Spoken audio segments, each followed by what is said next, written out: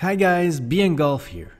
Today I will be sharing my review of the Garmin Approach G80, also known as the G80. First of all, I will start with a general unboxing, covering everything that's inside this little box. Later in the video, I will cover the main functions of the Garmin G80 and I will show you guys a bit on how the Garmin will fit in my practice regime. So without further ado, here we go. First of all, you can see that the G80 comes in a nice neat box. There is some information on the outside on which some of the G80's functions are described. One of the main reasons I got a G80 is for its built-in radar technology. However, that is not the only thing this device is capable of.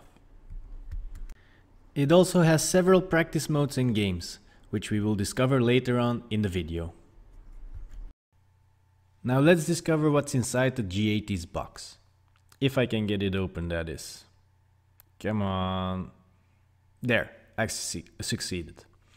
First of all, you will find the device itself, nicely placed in the center. As a first impression, the G80 feels lighter than expected, and it also seems a bit smaller than I had in mind. So let's see what's underneath next. Here we find several plastic wrapped accessories. The first thing in our hands is a holder for the G80 itself, which will come in handy when taking it out on the course. Second is a charging cable, which is still a regular USB to micro USB cable. The third thing is a carabiner with the Garmin brand name stamped on. Next up are some rubber bands and some mount notches to attach the G80 to your golf cart. And the last item is a fabric loop, which is needed to attach the carabiner to the holder. Of course, the box also contains some safety disclaimers and, of course, the G80's manual. Now let's see what everything looks like without the plastic wrap. There, that was quick. The G80 itself is dying to be reviewed, but let's put it back on the table for now and check out the other stuff first. First of all, there's a charging cable, which unfortunately does not come with an adapter. It is a regular USB to micro USB, and because it doesn't come with an adapter, you better have a spare one at home, or you can simply plug it into your desktop or laptop to charge it up. Overall, I can already say that I'm very pleased about the battery life of the G80, so you won't be needing the charger that much. Second is the cart mount, which is really easy to install. All you need is one of these mounts, one of the installing rubbers that go underneath, and 2 or 3 of the other rubbers to attach it to your golf cart. Garmin has also provided a spare part of everything in case you lose something on the course. Kudos to them for that. Next up is the holder for the G80. This can be used for 2 things. I can either screw the holder on the mount to attach the G80 to my golf cart, or I can connect the holder with the carabiner right here, so I can attach it to my belt or golf bag. In order to attach the carabiner to the holder, I need to take the fabric loop and install it like this. First, I need to check which side the hole is on, so it needs to be on the upper side. I put it through the bottom hole here, and then the upper one, and then it goes through there.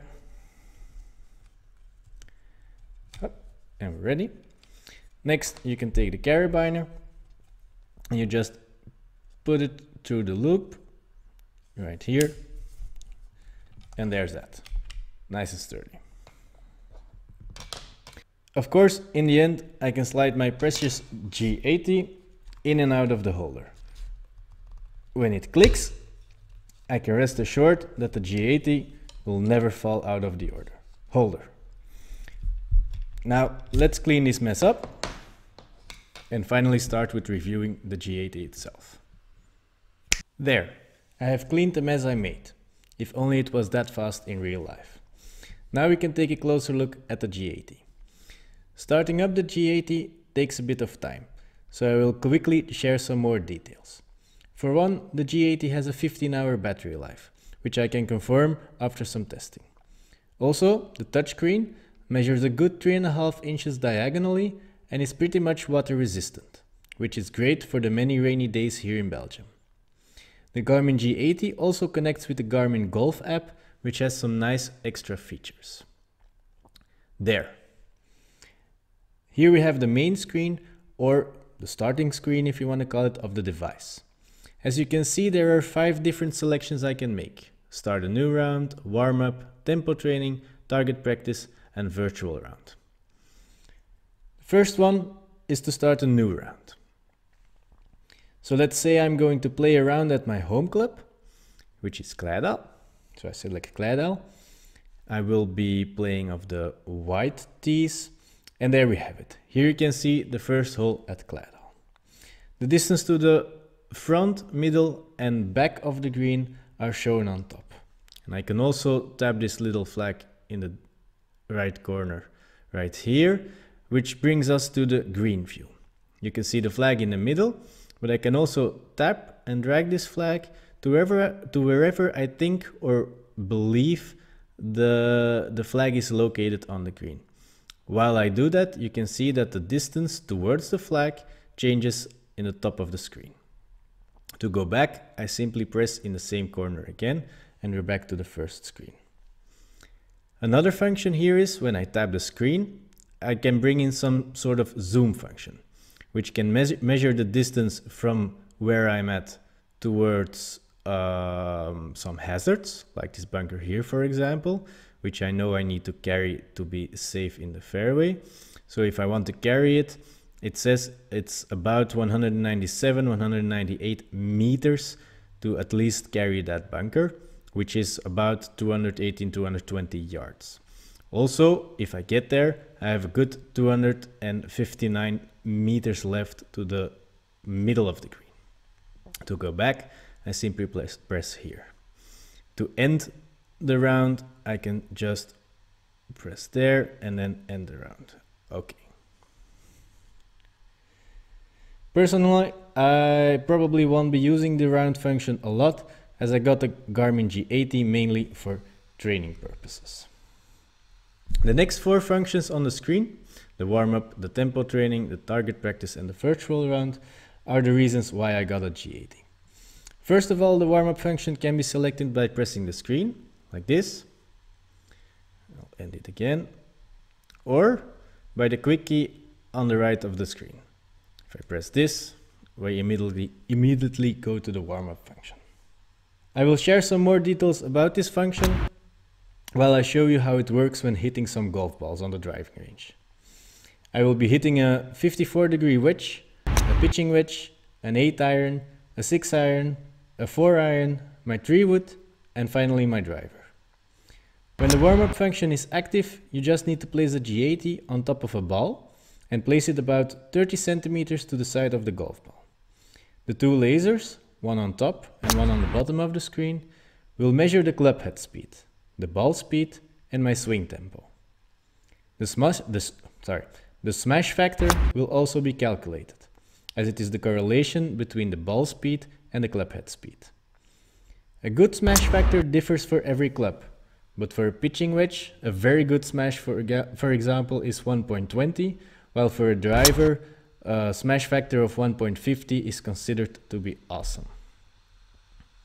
The second training function is a tempo training, which can be seen here.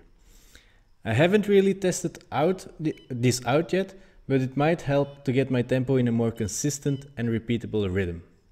It uses 3 bleeps to guide me through the desired tempo of my swing.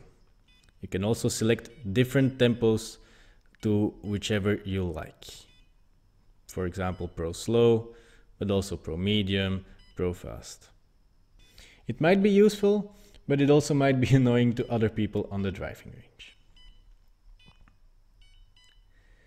Next is the target practice, which I will use a lot. I can even make a little competition with a friend on the driving range, but for now I will select one player only. I can add as many target distances as I want, like shown here, and then select a few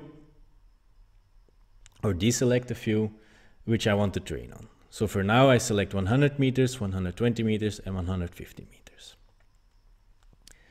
Next up, you have to hit 5 balls to that desired distance, which will be counted over here. The closer I get to the distance, the more points I will score. It's just as simple as that. Last, there's virtual round, which can also be very useful when practicing at the driving range. For the tournament function, I need to connect with the app, and I will need to play a set course and try to finish that course in as few shots as possible. This can be nice, but I prefer the second option, to select the course I want to play on. Again, this can be done with 1 or 2 players, and for now we select 1 player. Now, let's imagine that I want to play on the old course of St. Andrews. So I will spell the course, I will hopefully type St. Andrews or St. Andrews correctly. St. Andrews. There we go, press OK. It will be searching. And there it is. St. Andrews Links course, the old course. Just select it. I'm going to be playing from the white tees. And there you have it. The first hole at St. Andrews. From the white tees, 342 meters long. Which is a good 380 yards, I think. But I could have easily selected any of the 41,000 preloaded courses saved in this device. That's amazing, to be honest. Now, while I will show you how or how not to play the first few holes at the old course in St. Andrews, I will share my opinion about this function. Personally, I like this one very much, as it obliges me to constantly alternate between clubs. The only downside is that only the distance is taken into account. The device definitely channels my inner Tiger Woods, as all my shots will be dead straight and end up in the middle of the fairway. Is this realistic? No, not really. The device does not register my misses to the right or to the left, but it definitely registers the loss in distance from a big slice or a bad hit.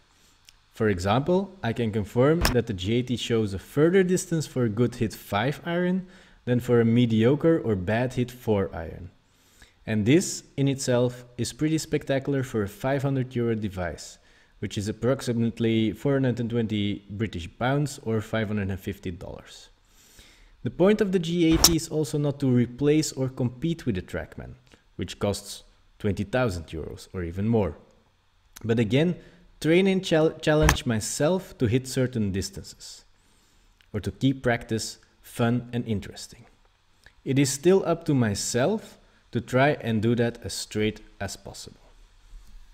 So, there you have it.